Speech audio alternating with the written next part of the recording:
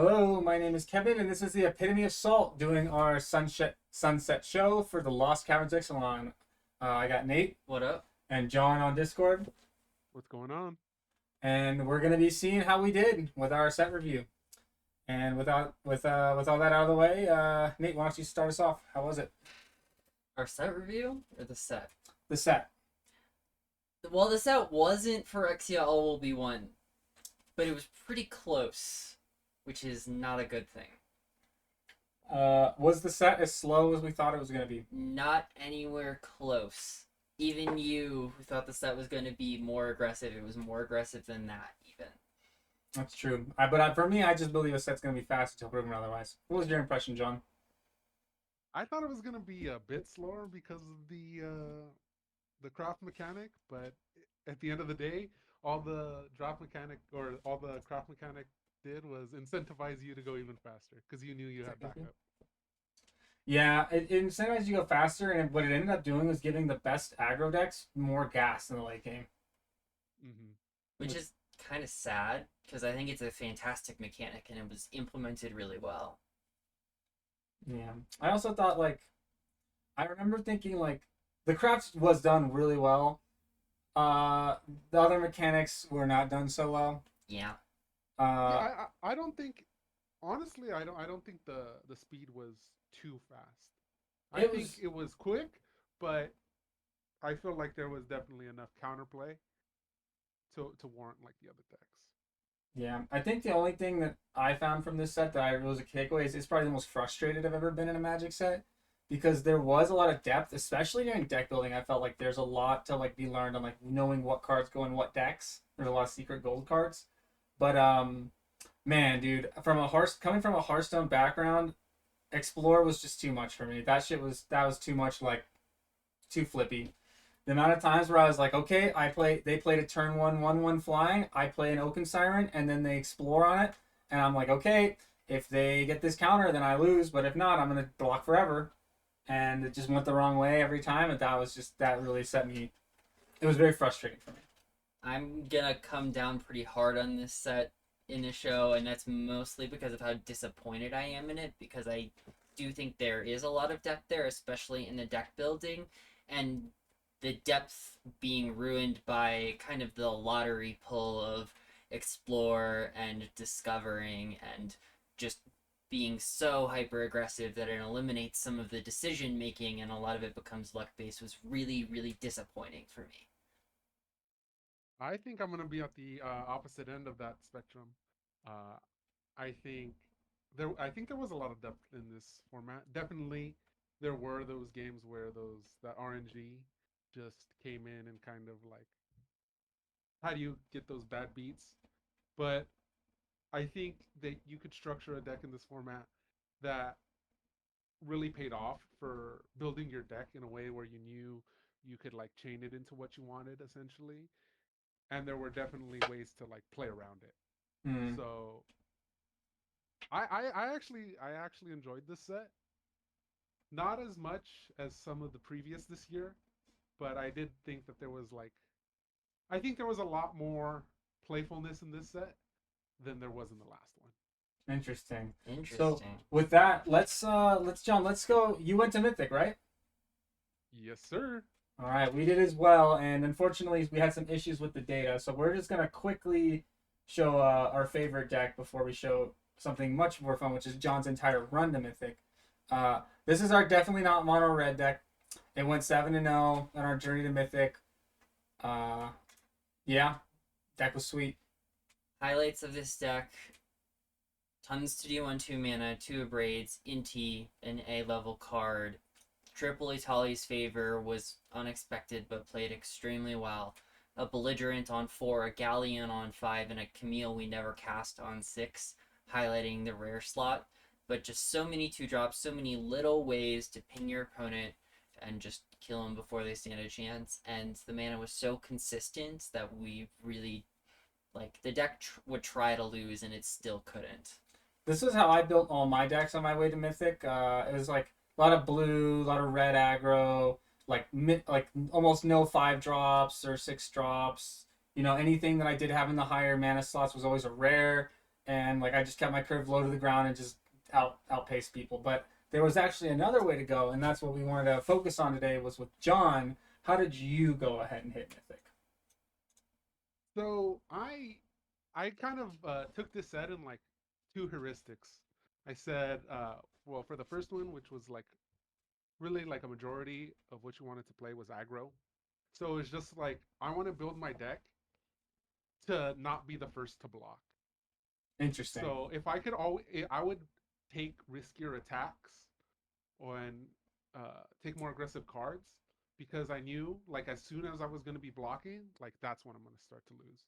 So I really saw as like once my opponent is not attacking me, uh, and they're going to have to start blocking, that's when I kind of knew that I was winning.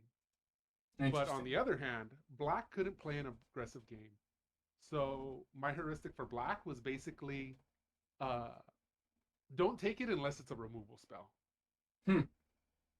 Yeah, I can see that. Look at this list. Now there is a Throne of the Grim Captain in here, which does change how you build your deck a little bit. But I can see like you have Deadweight, Double Bat, Marionette, Triple Echo of Dusk, Tithing Blade, Visage of Dread. Yeah, just a ton of removal.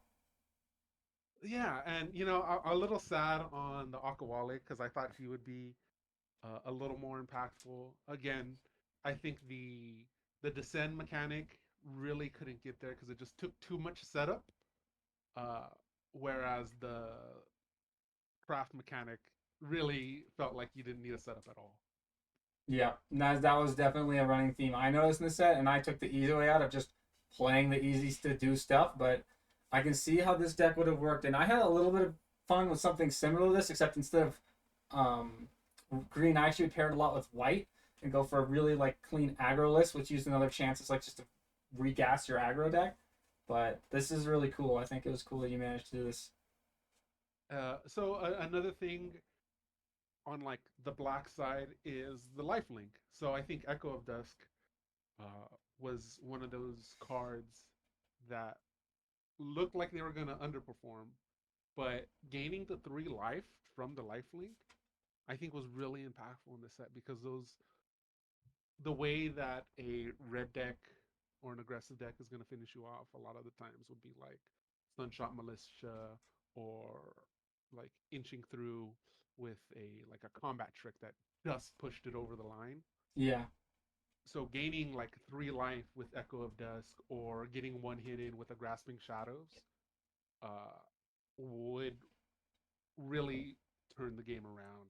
And then again, going back to that heuristic, like once that aggressive deck has to block, then that's when they lose. right. And there's something else I noticed is you have a total of 4 instants and sorceries in this deck. Yeah, and then that's like I definitely think the uh let's see the I want to call it delve, but it's not delve. It's the descend. Really, they nerfed it. I feel because there's remnants of like really strong graveyard strategies. So they really had to do like permanent cards in the graveyard. So it's like the treasure tokens weren't as effective, which I think in a set like this, it definitely could have gotten away with it without it feeling too busted. I feel like I agree with you that it would have been better, but also I think it would have broken constructed too much, and that's why they didn't do it. If Yeah. tokens trigger descend, Yep. Mm-hmm. Oh but yeah, that's true.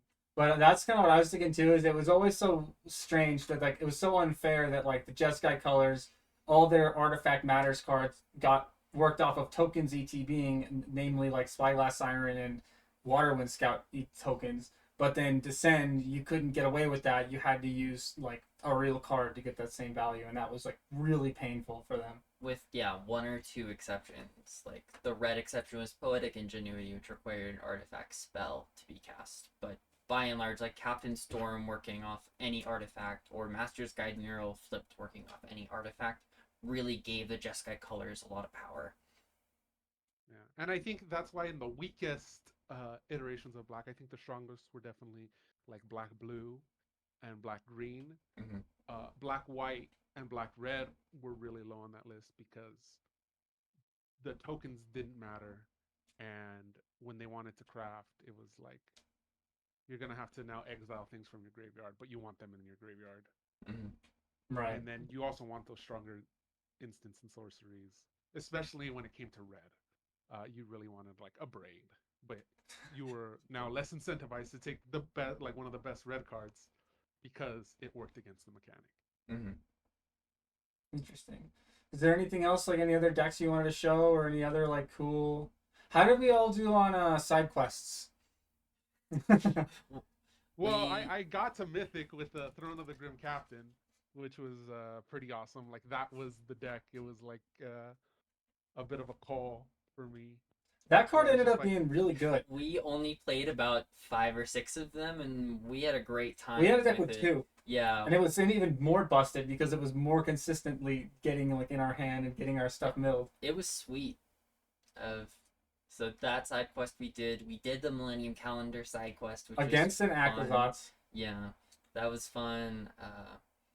I think we pretty much did all the side quests that we wanted to I did do, Gishnoth. except contested game ball. I know. Contested game ball. We still That'll have a be box of that sitting at our friend's house, and we're gonna. That's gonna be a hot commodity between me and Nate. Yeah. One of us is gonna try it in paper, and we'll see if it works. Yeah, that's the last one. How about you, John? Any side quests in of note?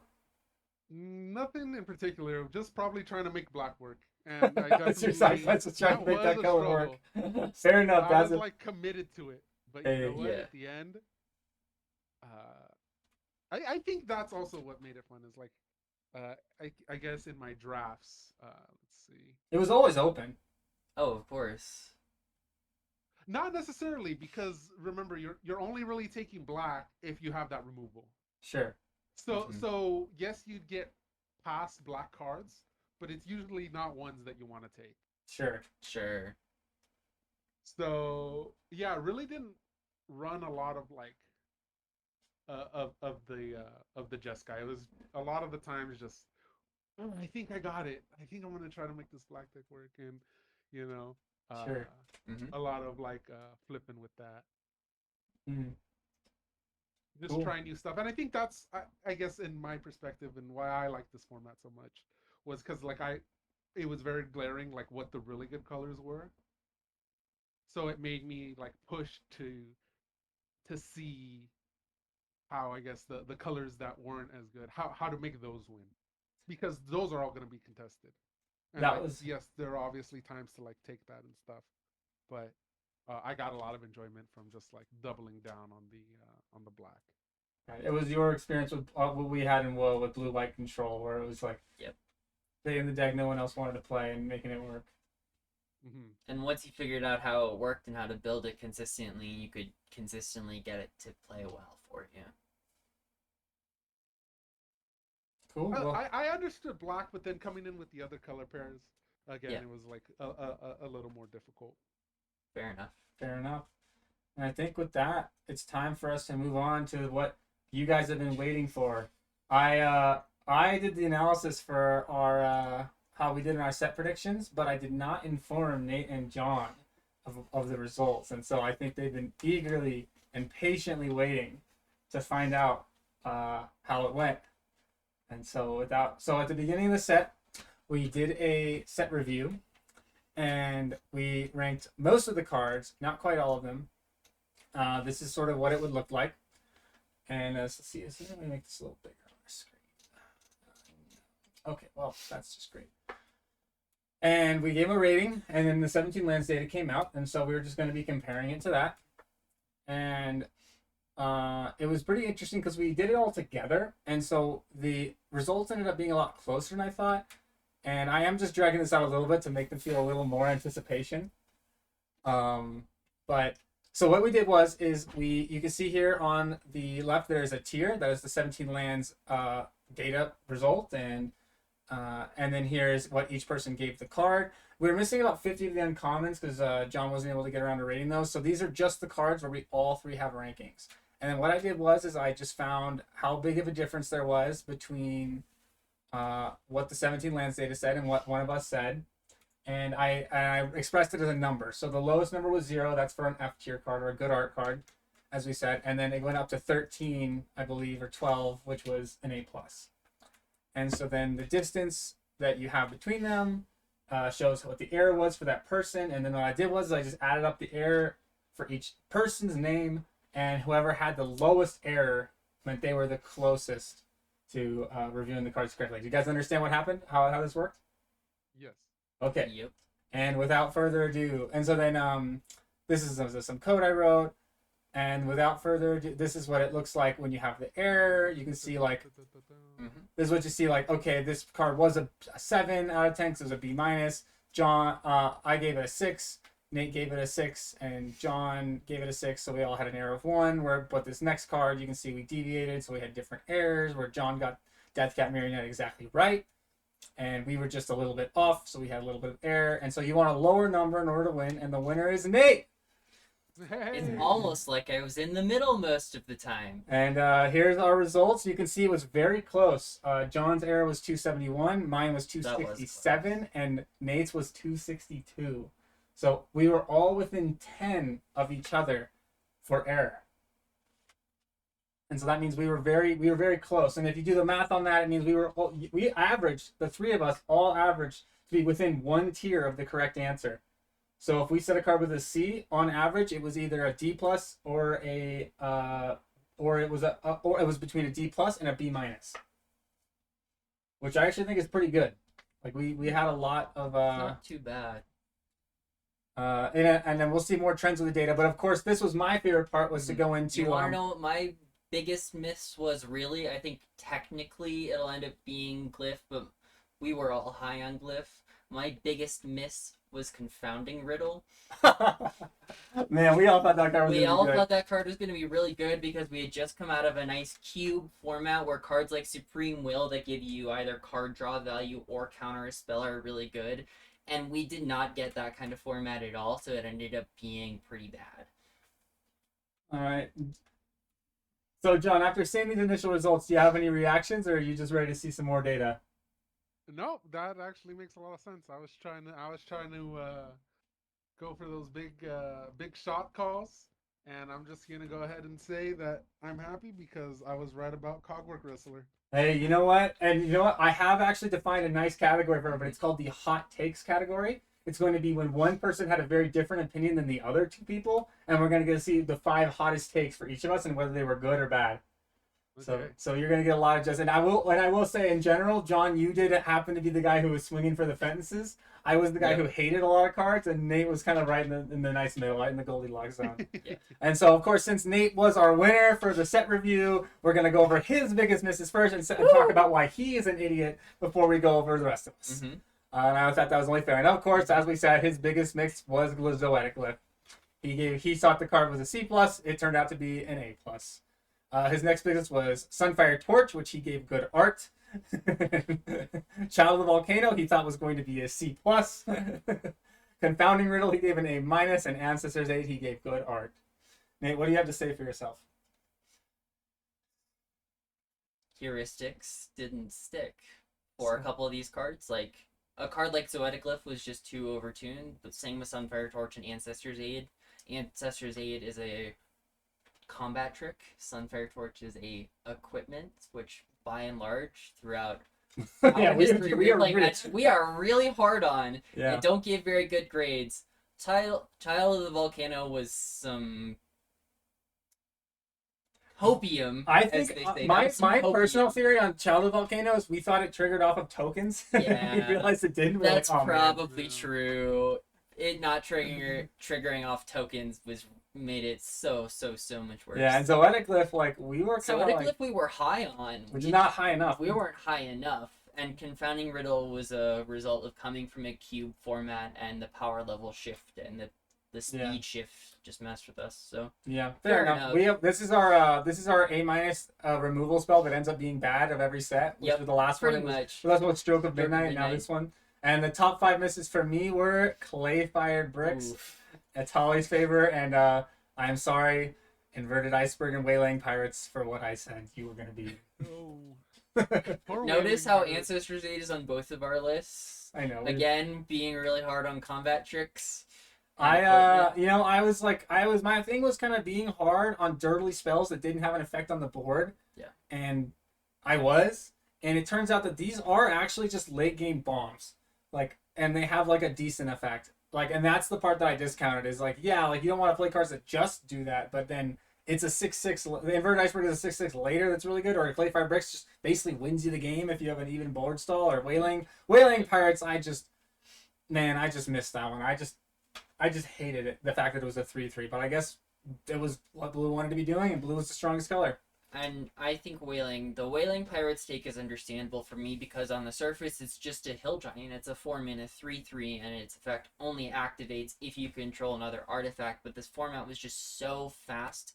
Blue was so artifact based, even more so than we initially thought, to the point where Whaling Pirates went up to be a significantly playable card. Yeah, just always triggered. Yeah. Yep. Because if you weren't doing the thing where you weren't getting it to trigger, then you were probably like already losing or built your deck wrong. Yep. That's Exactly. that's the perfect way of saying it, John. I could. And without further ado, even in John's big fives misses, there's Zoetic Glyph and Itali's Favor, a card that John actually ended up championing later on in the set, and it took me a while to get on board.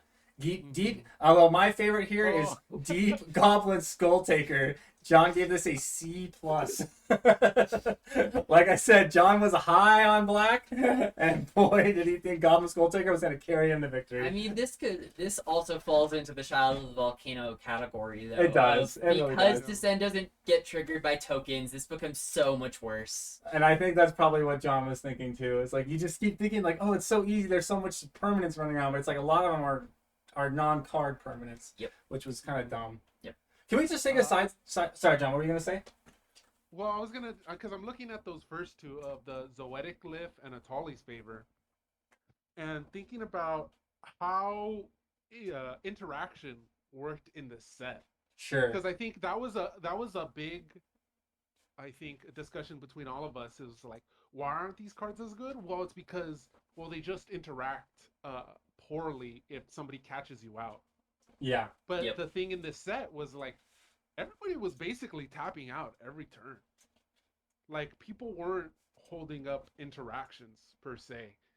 Later on, as like the format got more figured out, you might have like somebody holding up a brackish blunder, but other than that, you really wanted to just like spend all your mana because you were like chaining things down with stun counters. Yeah, that's absolutely. There are so many times where like, yeah, like you'd be like, oh, this is it. This is my big sweet turn. I'm gonna flip my iceberg, whatever Titan, and then they're like, okay, in response, I brackish blunder it, and it was like, what? No, my 8 mana. Or like I slam down that 4 mana 4/5, flying like trample reach or whatever. Velociraptor? Yeah, and then they're just like, oh, okay, sweet. I'm gonna put it back on top of your library. Sweet, it's on top of your or library. It's tapped. Now. It's tapped for the next 2 turns, or like, or it's Lodestone Needle, man. It's tapped for the next eternity. Yeah, Crazy. Yeah, but yeah, these were kind of interesting, but we have to keep moving on, and this was another category that I invented in a desperate attempt to give myself a category I might win. So I saw how good are we? Maybe Nate's just good at the average, but maybe I was better at spotting the best cards. What cards really like are what's gonna win? So I did it again, the same technique. Were you better at spotting the top cards? It turns out actually John was the best at spotting them. Hey. So, and as you can see, he had the lowest error, which means he was the best at. I was of course just behind you. So John was the best at spotting those, and of course you did the worst cards. I was actually the best at spotting those. Mm-hmm. However, there's a problem with this data analysis, and you know what that is? This is just telling us that in general I was very hard on cards, and John was very optimistic. Very nice to cards, and I was in the middle. Wow. What and gave you that impression? Sorry, John. We just have to try better next time. I don't think. Yeah, this is gonna do it for us. More middling. You gotta be more middling, and Nate has to just. We don't know about Nate. Nate's shoot for the fences. And once again, so then the next thing we did is I defined something called a hottest take metric. What I did was say I was gonna find my hottest takes. What I did was I took your score, Nate's score, and John's score, and I took the mean of them, so I added them together and divided by 2, and then I looked at how big of the difference was between that mean and what I said.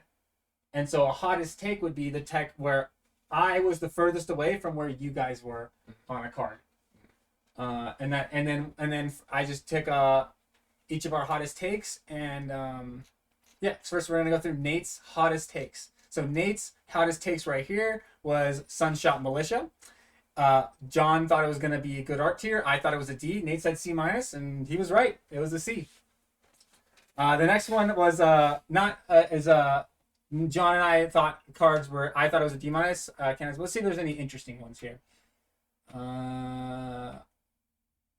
Pretty much the only one that I want to talk about is Seeker of Sunlight. Nate thought it was going to be a C minus, and John thought it was good art, and he was right. John was right. So suck it, Nate. Overall, only the four other takes of these are right. I know. Unfortunately, John, Nate's hot takes often are right. So in the future, if Nate has a hot take, we should probably listen to him. Here's my hot takes. They're a lot more fun. Look, Vito's Inquisitor. I can't believe you guys thought this card would be playable. That's because I had hoped that Black White Sack would be a real deck. I know, you really I do. thought Black White would be playable. And Panicked Altasaur, I definitely thought it was worse than it ended up being, and you guys were kind of right. So I guess props to you guys. Malamet War Scribe, I don't know what you guys were smoking, man. You guys. It played as a C plus in the right deck. And then this one, I will never let you live down. This is the whole reason I made this presentation. As you can see right here, I am the best. You were only wrong by a tier and a half. I am the best. Only a tier and a half. As you guys can see, I am a genius. I correctly identified that it was going to be strong, and it was. So Nice 2 out of 5, 40% failing grade. Hot take. Fair enough. And here's John's hot take. John's hottest take was actually correct. He saw that Seeker of Sunlight was too expensive, and he was right. And then John's next hot take did not age as well. These next 3 hot takes did not age very well, John. I'm sorry. This is definitely a theme of John, as he was very high on black. And he was not as high on red. For some reason, what happened with Sunshot Militia? You just hated this homie, dude. What happened? A Sunshot Militia? Yeah. Yeah. What? I was like, why do you want to tap? Dude, like all these other ones are like, attack. We gotta be attacking. Break sports. okay, and then you were right. You were more right than us on River Herald Guide. Yeah. It turns out that I hated that card. Yeah, Pathfinding I Hex. and I hated him. Pathfinding Extra was good. River Herald Guide was not good. Yep. I even said that in the review where I was like, I don't know, I like No. Pathfinding Axejaw much more than I do River Herald Scout or River Herald Guide. And that just, even when you hit the counter, it only having 2 toughness was just pretty bad. Yeah. Yeah. No, you were right. You were Well right. played. This is why we do this, because we get to go back and we can say, I told you so.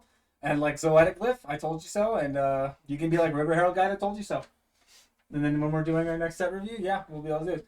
And then, so that was it. That was the data science portion. I just wanted to show you guys some hot takes, some top cards. Is there anything you guys think we can take from this, or is this kind of just like, okay, it makes sense what we got wrong?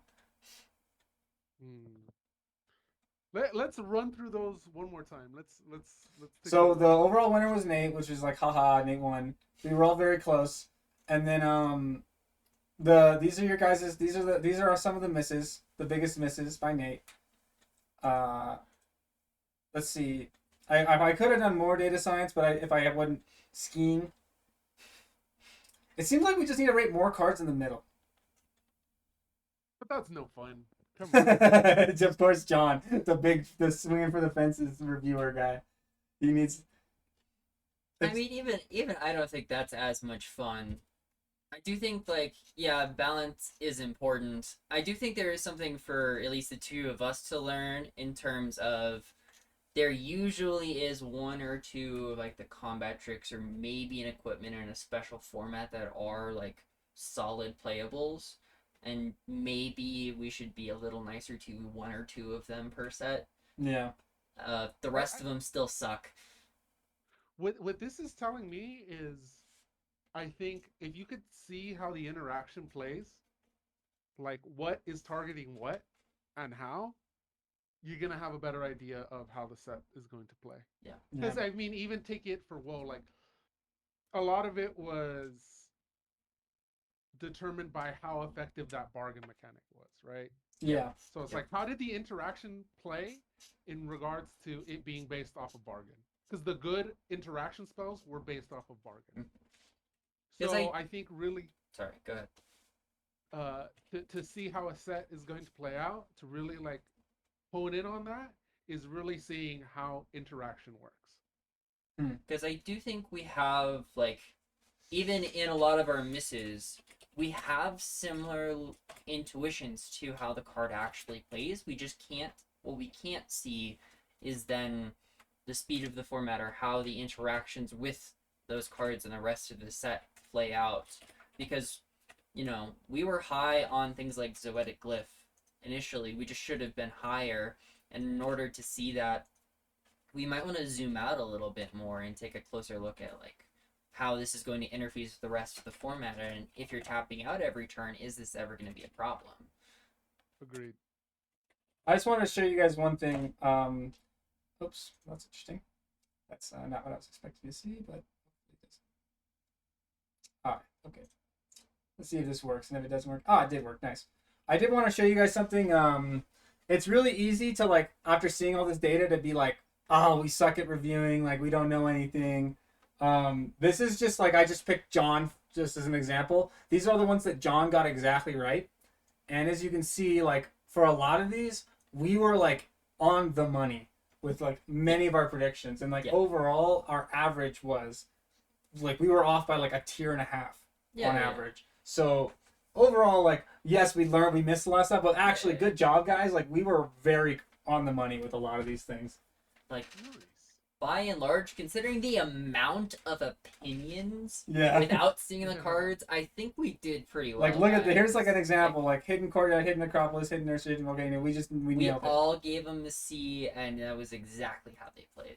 Yeah. So good job to, like, good job to us. Just like, you know, here's more. Like, we were very on the money with a lot of these. And so good job, guys. You know, it's easy to look at all the big failures, so that's funny, but overall we actually had really good intuition. So I'm proud of us for that. So I think my takeaway is we have a lot of, like, the right intuition. Sometimes we just need to listen to it a little harder. Yeah, exactly. Because that's the thing, is now that you see how close it is, you guys are going to be more willing to take more hot takes, because that could just be, you know, your ticket to the top. You know, there's only 9 separating the first place person from the last place person, and that's exciting. And so then what would you guys give the set overall? Jon, what do you were high on the set. Let's start on positive. Let's start on a positive note before we get to my take. I'd say, like, before we bury it into the ground. So I think to say, like, what did I like? I liked from the set. Putting me on the spot right now too. I'll start talking then. So I believe this set for me was like a solid, I'd say like a C. Is like a 7, like 6 or 7 out of 10 set. It had some, like, I think the deck building was really pretty deep, and there's drafting especially. There's a lot of, like, little decisions you had to make, and you had to know where cards fit. I think that, like, some of the mechanics are pretty cool, like craft and descend. Where there were some, like, high points where I was like, there's some really cool, interesting gameplay. But for me, man, sometimes when my opponent went like Atali's favor into a braid, or they just discovered the 4th, like, 1/1 counter on their stupid Oaken Siren, and then I missed on mine and got a land, I wanted to break my computer. And so for me, like, there was actually a lot of depth and really cool things. And also, we haven't talked about this yet, but 1/1 flyers, like, with Explorer. The scourge of the format. We literally called them the scourge of the format. There was, like, a lot of highs and a lot of lows. So for me, it all averages out to, like, being a C. I think it's a solid set. I think if the next set is about this good, I'd be pretty pleased with it. I think, but, like, also there were glaring weaknesses that I found in the set that really took away from, like, my long-term enjoyment of the set. Yeah, and you know what? I'm actually right there with you on it being like a C of a set. Okay. I think, and I think you hit the nail on the head, where it's like, it was fun to build the decks. I think there was a lot of, like, interesting decisions that could be made. I mean, I'm gonna just keep comparing it to WoW because that was the one prior. I feel like Where this one, the mechanics, uh, even though the craft mechanic was very powerful, it didn't feel as powerful as the bargain mechanic. Where I felt Yeah, like that's true. every deck just was like, I'm gonna play the best bargain cards, and that was kind of the end of that. Where this one had to be like, okay, like if you're running dinos, then and then you taught me a lot on this. You run staggering size. Oh, staggering size right goes. again. Staggering Hey, size. Sam Black, I would play for. Yep, and Matt and I had ran another draft after, and I was like, you know what? Kevin was right. Every time we saw staggering size, it was just like, we take that. And how'd it go? It went pretty well. There Every time you drew a staggering size, it it was solid. Yeah, you just So I start think, licking your like, lips and rubbing your hands. You're like, ooh. Yeah, ooh. And then when they get blown out with a double block, you're just like, yes. You're like, I did it. My skill. Yeah, so I think in the deck building aspect, it was fun, and for me as a Magic player, like that's what I like is that deck building. Yeah. But then, as you were saying, the games against certain archetypes felt so repetitive because it's either you kind of hit that uh, blue X deck and played the same exact kind of game, or you didn't hit it and then you were able to like have a little more diversity in the game. Yeah. Oh, Here we go. Buckle up, boys. The set wasn't Phyrexia, all will be one. My disappointment in it, because I love the craft mechanics so much and because there's so much depth to the deck building and there's so much to a lot of different archetypes. Like Blue-Red Pirates is a real thing, and I was really happy that Blue-Red Pirates was a real thing.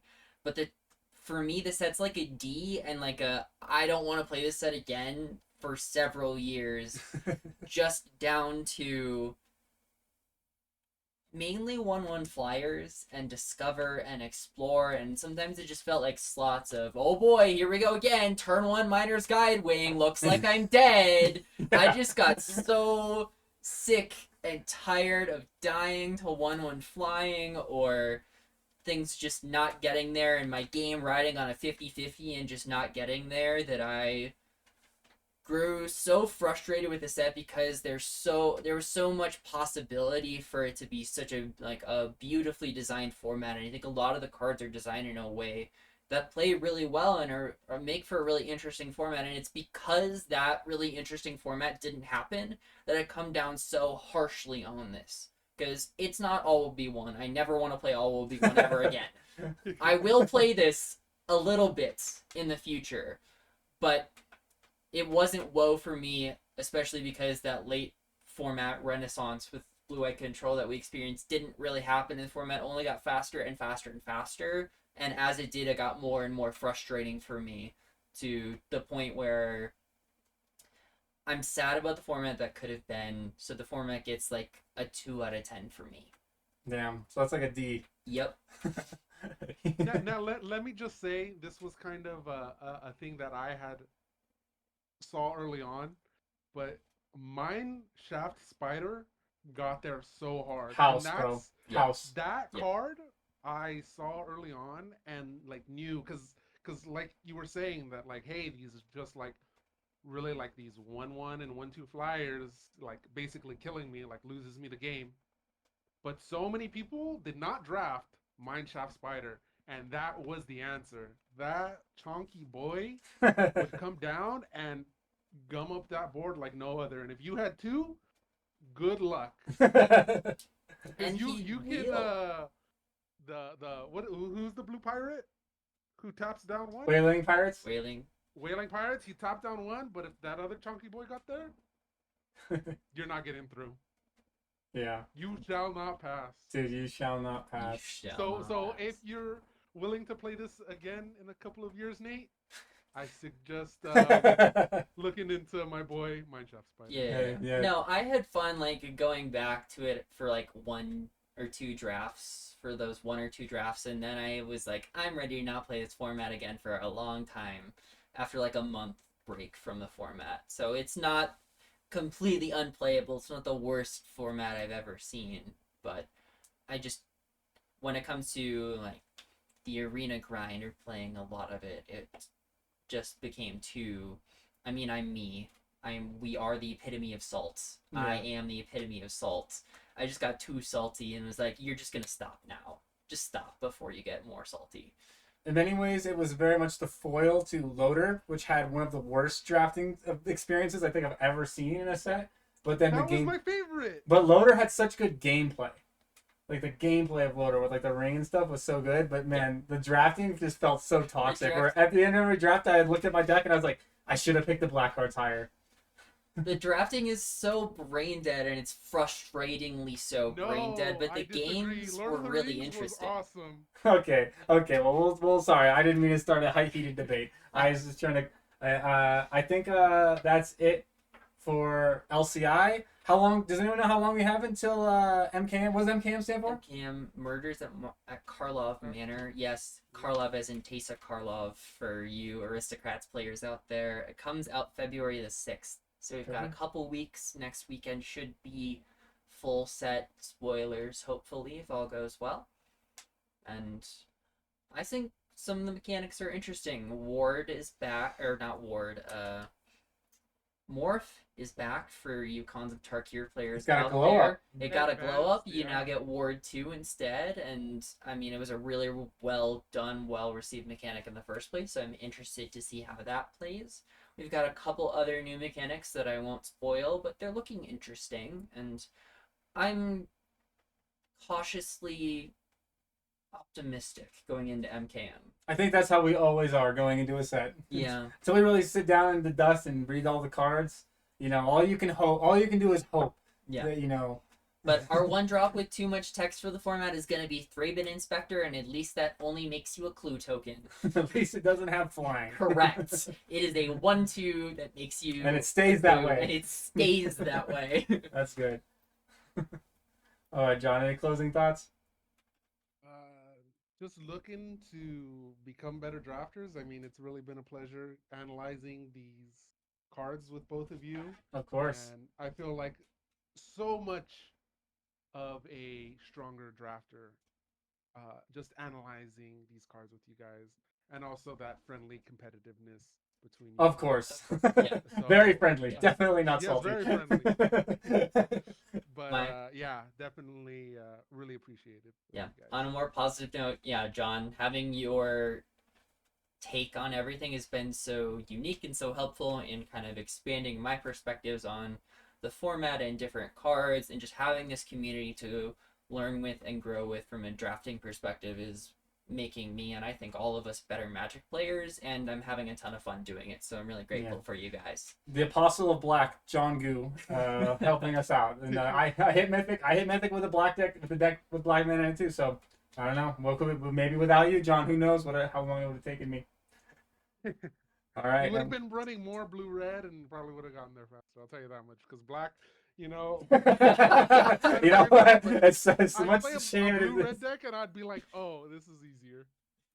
Fair enough. Fair And enough. with that, we are the Epitome of Salt with special guests Nate and John. Thank you so much, guys, for watching, and pay attention for more content soon on Murder at Call Up Manor. With that, we're signing off. Good night, everyone. Later.